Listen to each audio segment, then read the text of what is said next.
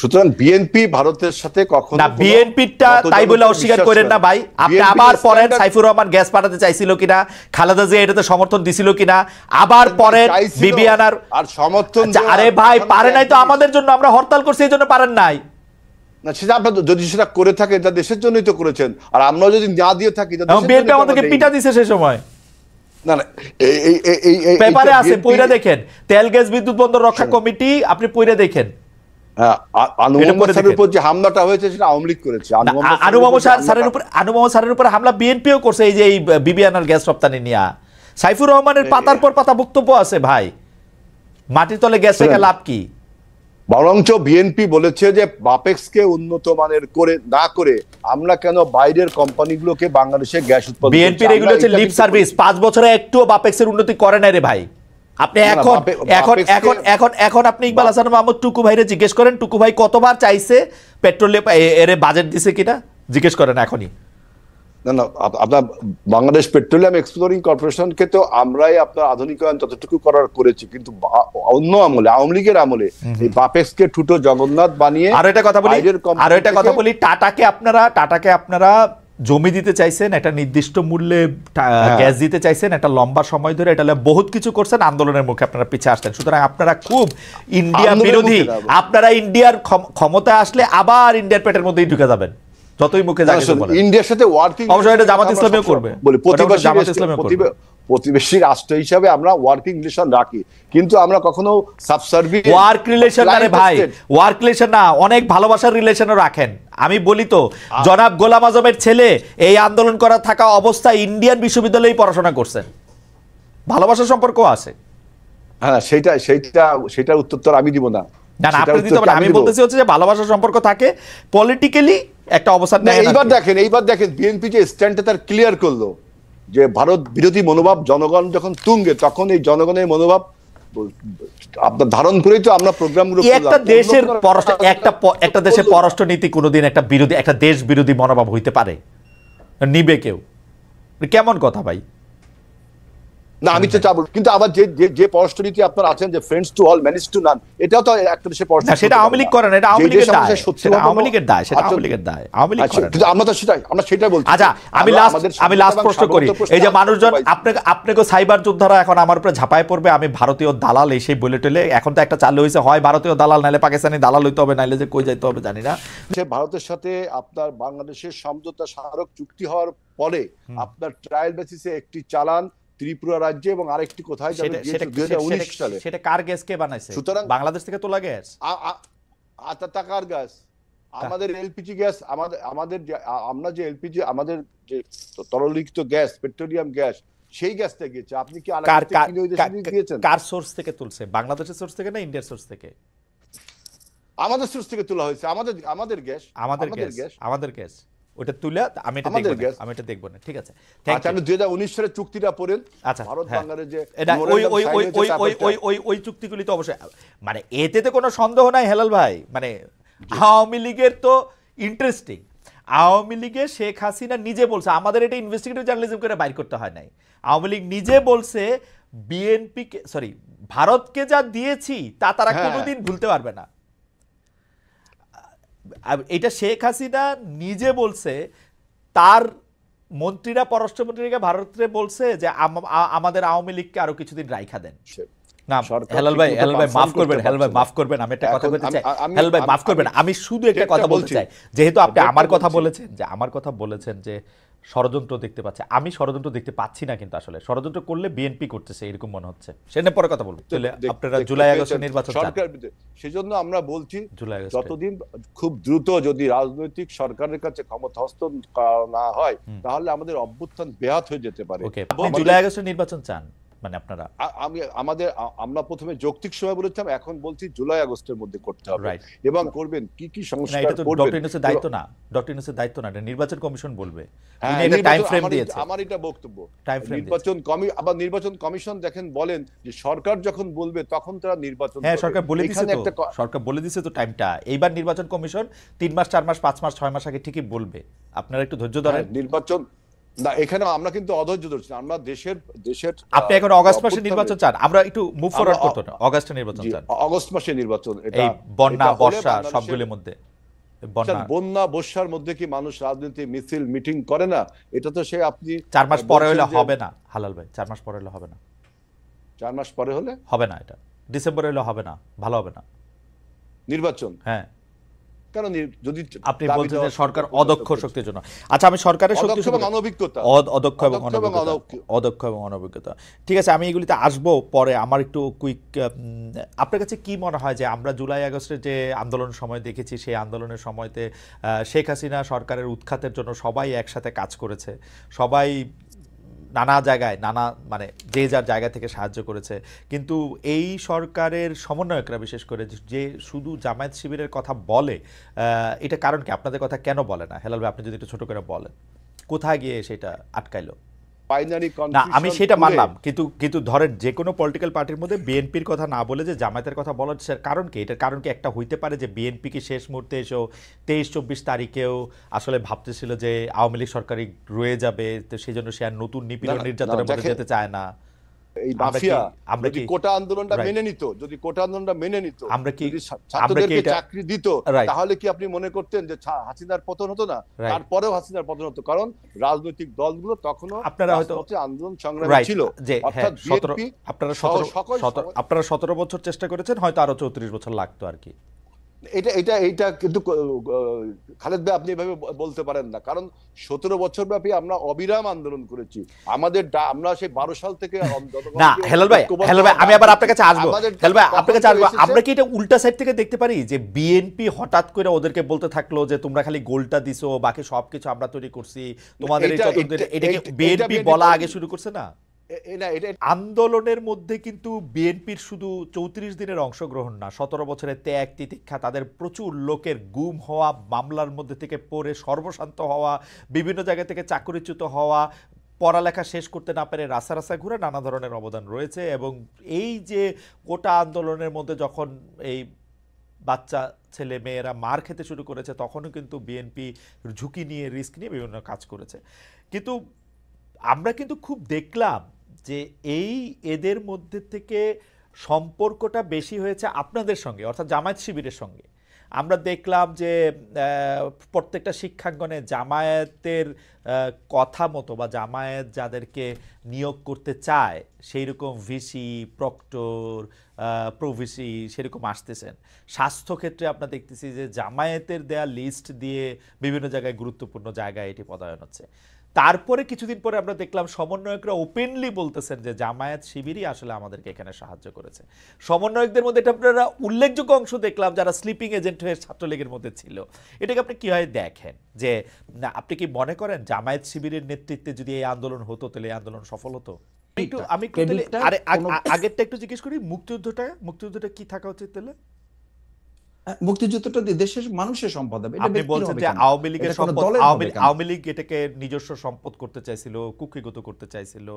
আপনারা তো আওয়ামী লীগের যে ন্যারেটিভ ছিল যে ওরা না থাকলে কি হবে, সেটা প্রমাণ করার জন্য তো মানে ব্যস্ত হয়ে গেছেন আমি দেখতে পাচ্ছি।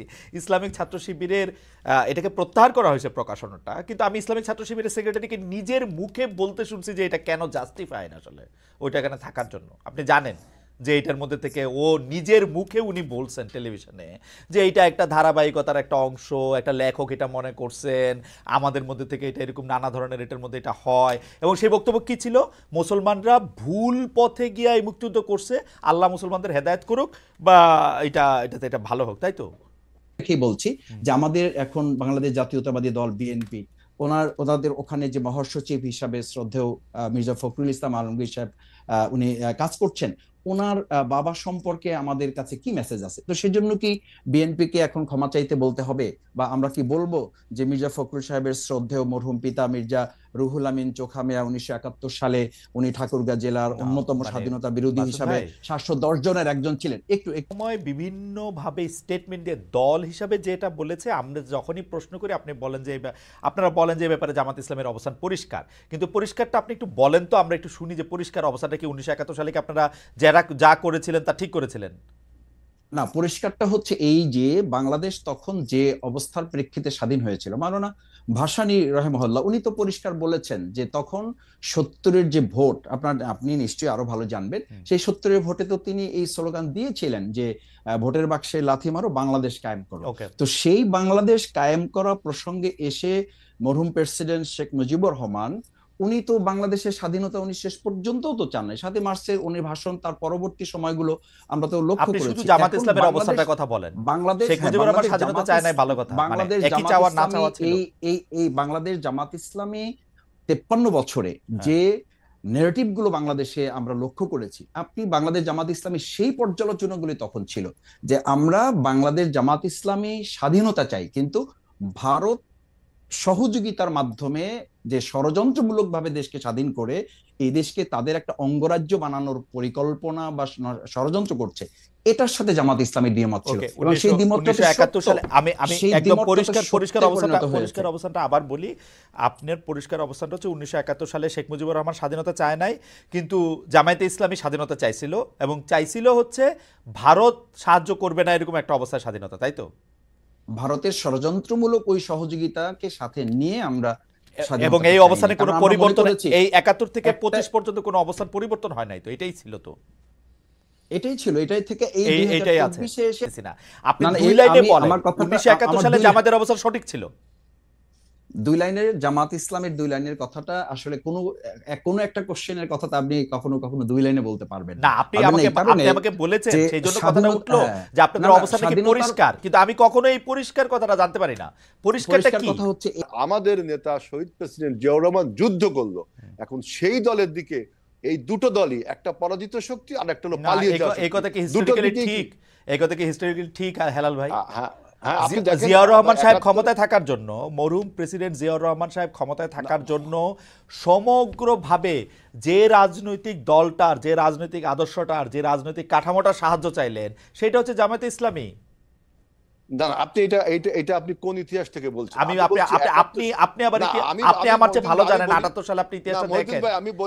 আমি বলছি জনাব গোলাম আজমের ফিরে আসা থেকে শুরু করে পুরোটা দেখেন। আপনি শোনেন, আমরা যখন বাংলাদেশে যখন আপনার একদলীয় শাসন ব্যবস্থার ভিতর ঢুকে গেল, তখন আমরা মাল্টিপার্টি ডেমোক্রেসি সৃষ্টি করলে অন্যান্যরা ধর্মভিত্তিক রাজনৈতিক দল, এমনকি বামপন্থী যে সমস্ত গোপন সংগঠন, তারাও রাজনীতি করার সুযোগ পেল।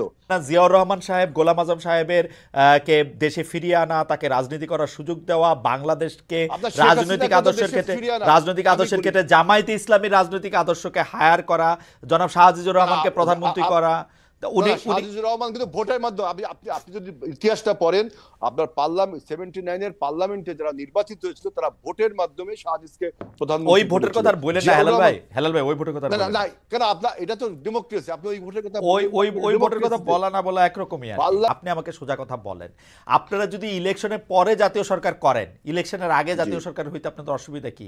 আপনারা কি জাতীয় সরকার হইলে আপনাদের সবসময় আপনাদেরই প্রধান থাকতে হইব? এইটাই অসুবিধা। একটা মিনিট সময় দেন, যদি ইলেকশনের আগে আপনি জাতীয় সরকার করেন, তাহলে ইলেকশনটা করবেন কি করে? শেখ হাসিনার মতো আমি আর ডামি দিয়ে আমরা সবাই জাতীয় সরকার, তাহলে ইলেকশনটা হবে কি করে? সবাই মিলেই করবে। কিভাবে ইলেকশন? সবাই মিলেই করবে। শেখ হাসিনা 24 সালের আমি আর ডামির ওই রকম কেন হবে? মানে দলে থাকলেই তো আর দলে প্রভাব আপনি বিস্তার করতে পারবেন না। ডক্টর ইউনূস থাকলো প্রধান, আপনি ইলেকশন করলেন। তিনজন ব্যক্তি না, আমরা তিনজন ব্যক্তি, আমরা যদি জাতীয় সরকার গঠন করি, আবার তিনজন নির্বাচনে অংশগ্রহণ করলাম, তাহলে আপনার নির্বাচনের কনফ্লিক্ট অফ ইন্টারেস্ট হচ্ছে এখানে। এটা হয় না, এটা তো পলিটিক্যালি রং। সারা পৃথিবীতে তো ক্ষমতায় থাইকেই ইলেকশন করে, অসুবিধা কি? না, আপনি সারা পৃথিবীর সাথে বাংলাদেশের উদাহরণ দিলে হবে না। কোন পৃথিবীর কোন দেশে জাতীয় সরকার করে আবার তারা নির্বাচনে অংশগ্রহণ করছে, সেখানে একটা স্ট্রং নির্বাচন কমিশন থাকে। ভারতে তাহলে আপনারা যেহেতু, আচ্ছা বুঝতে পারছি, তাহলে আমার ভুল, আপনারা যেহেতু ইলেকশনে অংশ নেবেন সেই জন্য আপনারা জাতীয় সরকার করলেন না, তাই কি? ইলেকশনে অংশ আমি জাতীয় সরকার করলে, আপনি আমি সবাই যদি জাতীয় সরকারে অংশগ্রহণ করি, ইলেকশনে করবো কার সাথে? সরকারের সাথে সরকারের ইলেকশন, এটা তো পলিটিক্যালি একটা রং আইডিয়া। এটা তো টোটালি পলিটিক্যালি বাংলাদেশে কি কোনোদিন এরকম একটা হইতে পারবে না যে 10টা দল মিলে একটা ইলেকশন কালীন সরকার তৈরি হবে? এটা হইতে পারবে না? শোনেন, সেটার জন্য আপনাকে সময় দিতে হবে, আরো সময় দিতে হবে। সময় নাই। এখন যে ট্রানজিশনাল পিরিয়ডে আমরা রয়েছি, একটা মানে যুগ সন্ধিক্ষণে আমরা রয়েছি, এখন আমাদের এই বিপ্লবকে, আমাদের আন্দোলনকে, আমাদের অভ্যুত্থানকে যদি সুসংহত করতে হয়, তাহলে অবশ্যই যে রাজনৈতিক শূন্যতা তৈরি হয়েছে, সেখানে একটি রাজনৈতিক সরকারের প্রয়োজন। হেলাল ভাই, বেয়াদবি না নিলে একটা ছোট্ট রসিকতা করব। হেলাল ভাই বেয়াদবি না নিলে একটা ছোট্ট রসিকতা করব। আমরা 90 এর ঢাকা বিশ্ববিদ্যালয়ের ছাত্র, আপনি আমাদের নেতা। মানে আপনি যেটাকে ক্র্যাকডাউন বলতেছেন 28 অক্টোবর, এর থেকে বড় বড় ঘটনায় তো আপনি চায়ের কাপটাও নামায় রাখেন নাই টেবিলের উপর। কেন আমরা 17 বছর আমরা আপনি চাই খাইতেছিলেন, ধরেন 90-তে যে এই ঘটনা পুলিশ ঘটাইছে, সরি, সেগুলি তো হয়তো আপনি চায়ের কাপটাও নামায় রাখেন নাই, সেটাকে আপনি ক্র্যাকডাউন বলতেছেন 28 অক্টোবরের ঘটনা। কত লোক খুন করেছে, এগুলি তো বহুবার বলা হয়েছে। কিন্তু হেলাল ভাই, আমি আপনার কনসিয়াসের কাছে এটা প্রশ্ন করতে চাই। চায়ের কাপ, আমরা যখন বলছেন আমরা এসি রুমে ছিলাম, তখন প্রতিবাদটা করি যে আমরা 17 বছর আন্দোলন সংগ্রাম করলাম, ঘর ছাড়া বাড়ি ছাড়া হলাম।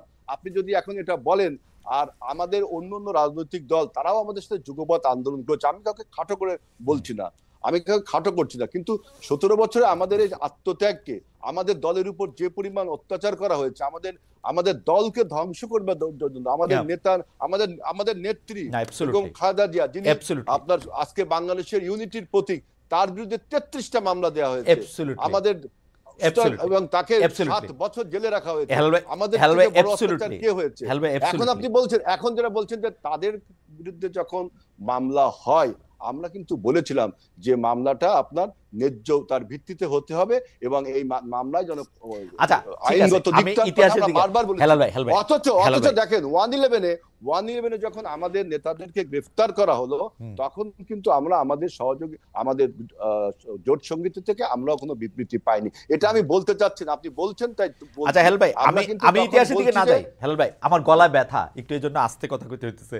এই যে ইতিহাসের দিকে না যাই, ব্যাপারটা কি বিএনপির আচরণ দিকে কি এইটা মনে হয় না যে ডেফিনেটলি বিএনপি বাংলাদেশের সবচেয়ে বড় রাজনৈতিক দল, এখন আবার আওয়ামী লীগ অনুপস্থিত, তার মানে হচ্ছে বাংলাদেশে যদি এখন ইলেকশন হয়, বিএনপি 280টার বেশি সিট পাবে, এটা আমি নর্মালি বুঝতে পারি।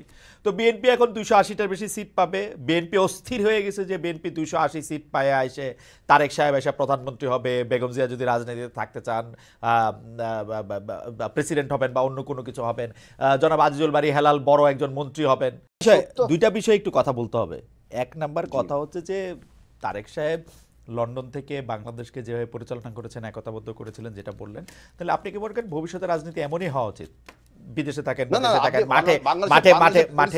মাঠে থেকে উনি তো 6 মাস পরেও তাই করতেছেন, 6 মাস পরে তাই করতেছেন, তাই না? আপনি দেখেন, হি হ্যাজ টু লিভ, না 6 মাস পরেও তো তাই করতেছেন, মানে এইটাই হওয়া উচিত তো আসলে, মাঠে না গিয়ে আমরা ভার্চুয়ালি দেখলাম। না এটাই তো পৃথিবীর ইতিহাসে কি এগুলো নেই? আছে, মানে এইটাই থাকা উচিত কিনা আমি সেটা বলতেছি, ভবিষ্যতে তাই হওয়া উচিত কিনা, ভবিষ্যতে তাই হওয়া উচিত। মাফিয়া না, যদি বাংলাদেশে মাফিয়া সরকার থাকে, তারপরে আরো 6 মাস গেছে ভাই, তারপরে আরো 6 মাস গেছে ভাই, আপনি তারপরে 6 মাস গেছে। বাংলাদেশ কি আপনি মনে করেন এখনো স্থিতিশীল রয়েছে? বাংলাদেশ কি এখনো নিরাপত্তার মধ্যে রয়েছে? শুধু স্থিতিশীল হওয়ার পরেই উনি আসবেন? না, বাংলাদেশে কি এখনো নিরাপত্তার মধ্যে রয়েছে? না, মানে বাংলাদেশে যদি নিরাপত্তা প্রতিষ্ঠিত হয় তাহলেই উনি শুধু আসবেন। ঠিক আছে, আমি অ্যাঙ্গোলার কথা জানি না, আমি অ্যাঙ্গোলার কথা জানি না, এত অ্যাঙ্গোলার কথা জানি না। অ্যাঙ্গোলাটা খুঁজে বাইর করছেন, ভালো বাইর করছেন ভাই, পরে শিখাই দেন এটা অন্য সময় কমুনে, যে প্রতিবেশী রাষ্ট্রের ব্রেন চাইল্ডরা রয়ে গেছে এখন, এবং কিভাবে বোঝা যাবে যে ব্রেন চাইল্ডরা চলে গেছে? ব্রেন চাইল্ডরা চলে গেছে কিভাবে বোঝা যাবে? আপনি দেখেন, বাংলাদেশে যদি একটা আপনার এখনো পরাজিত শক্তি, মাফিয়া শক্তি যারা প্রশাসনের ছিল, পুলিশে ছিল, তারা এখনো বীর দর্পে বিভিন্ন আপনার প্রশাসনে রয়ে গেছে। আমি আপনার একটু বলি, ভারত নিয়ে কিন্তু বিএনপির অবস্থান আমি সবসময় ডুবিয়াস দেখি।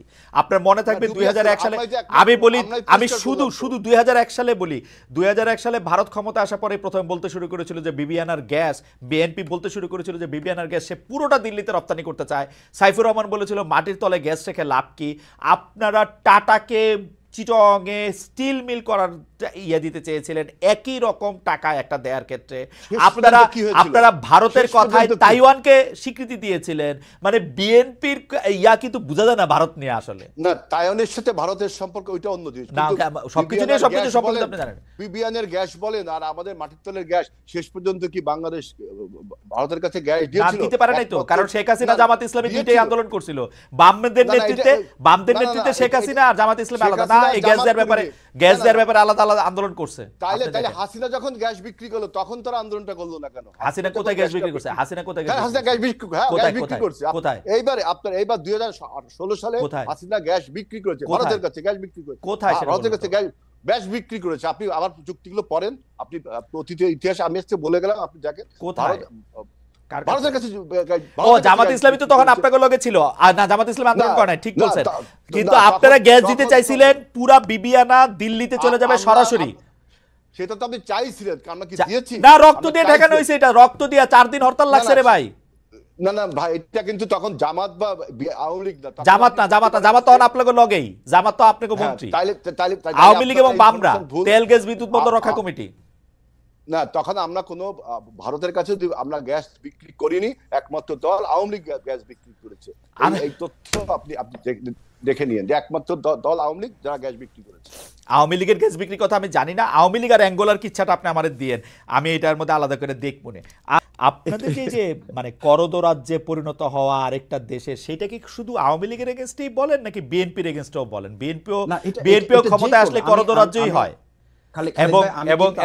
এবং আপনাদের এই বয়ান কখনোই চেঞ্জ হয় না। 1971 সাল ছিল ভারতীয় ষড়যন্ত্রের তৈরি একটা কাহিনী, ওই ভারতীয় ষড়যন্ত্র, ওই ভারত বিরোধিতা, আপনারা এটা পপুলিস্ট জায়গা থেকে এই ব্যাপারটা বলতেই থাকেন।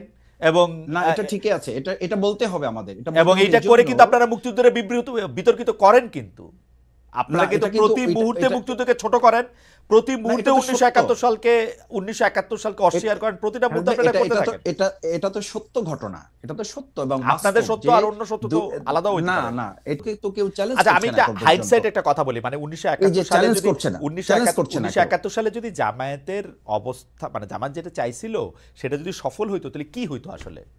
মানে ভারত এই ষড়যন্ত্র করে আর কিছু করতো, তোরা বাংলাদেশ স্বাধীন হতো না? এই তো স্বাধীন হতো, বাংলাদেশ স্বাধীন হতো, বাংলাদেশ ভারতের সাহায্য ছাড়াও স্বাধীন হতো, ভারতের স্বাধীনতা ছাড়াও স্বাধীন হতো, অবশ্যই স্বাধীন হতো, অবশ্যই স্বাধীন হতো। এই দেশ স্বাধীন হয়েছে না ভারতের বিরুদ্ধে লড়াই করে। আমি বলেছি 2024-এর আমাদের যে ছেলেরা, জনতা, ছাত্র, শিক্ষার্থী, মা বোনেরা এই আধিপত্যবাদী, মানে আপনারা এই কথাটা বলেন, আপনারা এই কথাটা রাজনৈতিক বক্তৃতায় বলেন, ঠিক আছে মাসুদ ভাই, আপনি যদি এখন 2024-এ বলেন যে ভারত থেকে স্বাধীন হয়েছে বাংলাদেশ, আমরা খুব সিনসিয়ারলি বলি, এটা আমরা খুব সিনসিয়ারলি ভারত থেকে স্বাধীন হয়েছে বাংলাদেশ। এবং এদেশে আমাদের দেখেন ঢাকা বিশ্ববিদ্যালয়ে কি স্লোগান হয়েছিল, দিল্লি না ঢাকা, কেন এই স্লোগান হয়েছিল?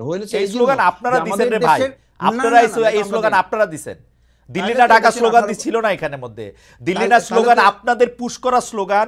এই স্লোগানের মধ্যে কোটানা মেধা ছিল, এই স্লোগানের মধ্যে হাসিনার পতন ছিল, এইটার মধ্যে থেকে আমাদের ভোট দেওয়ার কথা ছিল, অনেক কিছু ছিল। আপনারা দিল্লি না ঢাকা এই বয়ান আপনারা সামনে আনতেছেন, কারণ হচ্ছে যে আপনারা এইটাই মনে করেন, আপনি মনে করেন যে বাংলাদেশ স্বাধীন হওয়া ভুল হয়েছে, আপনি মনে করেন বাংলাদেশ স্বাধীন হইতে পারলে ভালো হতো। স্বাধীন হওয়া ভুল। 71-এর পজিশন আপনি চেঞ্জ করেন না রে ভাই, 71-এর পজিশনেই আছেন আপনি, আমরা চেঞ্জ পজিশনেই আছেন। আপনি পড়েন সংগ্রাম ইত্তেফাকে আপনাদের বক্তব্য যেটা ছাপা হয়েছে ওইটাতেই আছেন আপনারা। হ্যাঁ, পড়েছি যে ওখানে আমাদের অ্যাবসলিউটলি ওই জায়গার মধ্যেই আছে। এরকম আপনি সীমান্তে এখন আমাদের কাস্তেওয়ালারা, মানে আমাদের সম্মানিত এবং প্রিয় কৃষকরা হাতে কাস্তে নিয়ে তারা সীমান্ত রক্ষার জন্য আমাদের বিজিবির ভাইদের সাথে তারা অংশগ্রহণ করছে। ঝিনাইদহে এখন অলরেডি আমাদের এটা আপনি ইন্টারন্যাশনাল এটা বললেন না, এটা আমাদের জন্য খুব গর্বের ব্যাপার না যে আমাদের বিএসএফ এর ভাইদের সাথে কারো কাস্তে নিয়ে এটাতে দাঁড়ায় থাকতে হয়।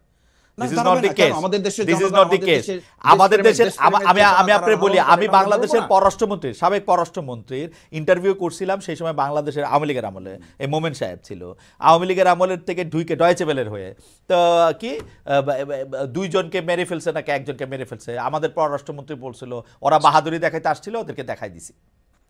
দিস ইজ নট দি মানে না, এটা তো এটা বলছি না, এটা বলছি এটা তো আমাদের- এটা তো কূটনীতিক কথা হইতে পারে না, না না, যে বিএসএফ এর সাথে কাছে পার্শ্ববর্তী- নিয়ে পুলিশ যাবে এখন মানে না, কৃষক এটা যাবে পররাষ্ট্রনীতি, এটা দেশপ্রেমের তো একটা বড় চেতনার দায় না। কোনো ব্যক্তি মানে কি ডেফিনেটলি তো এটা ছাত্রদের ক্রেডিট তো দিতে হবে, আপনার ডিউ ক্রেডিট ছাত্রদের ডিসক্রেডিট তো কেউ করছে না। করছেন তো। আপনি তাহলে বলছেন ডক্টর ইউনূস বলছে যে এই ছাত্র ছেলেটা জনতা- পিছন দিক না, থেকে আপনি- এটা আন্দোলন করছে, অসুবিধা কি? এটা কি ঠিক? এটা ঠিক কি তো, ঠিক? ঠিক তাহলে তো। আর মানুষ এটা ঠিক না, এটা আপনি ওরা বললে তো সামনে হবে না। ছিল, ওরা সামনে ছিল, তাহলে আপনি ওরা আপনি যে- অত্যাচারিত হয়েছে। সামনে সবাই ছিল। শুনেন, সামনে যে ব্যানারটা ছিল, আমাদেরও তো অনেক ছেলে পেলে, আমি তো বললাম 150 নেতা কর্মী 34 জনে আমাদেরই মারা গেছে, আমি সেই হিসাবে যাচ্ছি না, কিন্তু যে ব্যানারটা আমরা দিয়েছিলাম সবাই ঐক্যবদ্ধভাবে রাজনৈতিক কৌশলের কারণে আমরা একটি অরাজনৈতিক ব্যানার দিয়েছিলাম। আজকে তারা যখন ক্রেডিট ক্লেম করে তখনই কিন্তু বিভক্তি আসে। এখন আপনারা কি ব্যানার বৈষম্য দিবেন বিরোধী কেমনে? আন্দোলনটা- আপনারা ব্যানার দিলে তো সাউন্ড গ্রেনেড মারলে আপনারা চলে যান। না না না, সাউন্ড গ্রেড মারলে সবাই যাবে। সাউন্ড গ্রেড মারলে এখানে তো সাউন্ড না, ওরা তো উল্টা, ওরা তো একটা মারে একটাই মরে, আর কেউ মরে না, যায়ও না, ওরা সুস্থ মানে থাকে। কারা? সেখানে ছাত্ররা, সেখানে কি রাজনৈতিক ছাত্ররা কি রাজনৈতিক ছাত্ররা ছিল না? ছাত্রদল ছিল না? ছাত্র শিবির ছিল না? ছাত্র ইউনিয়ন ছিল না? হ্যাঁ। বামপন্থী ছাত্র সংগঠন ছিল, সবাই ছিল। সবাই ছিল। গুটি কয়েক ছেলেকে যদি আপনি বলেন, হ্যাঁ, তখন আপনার পার্থক্যটা কি হেলাল ভাই? আপনি দেখেন, আমারে মাইরেন না, কিন্তু আপনি পার্থক্যটা দেখেন।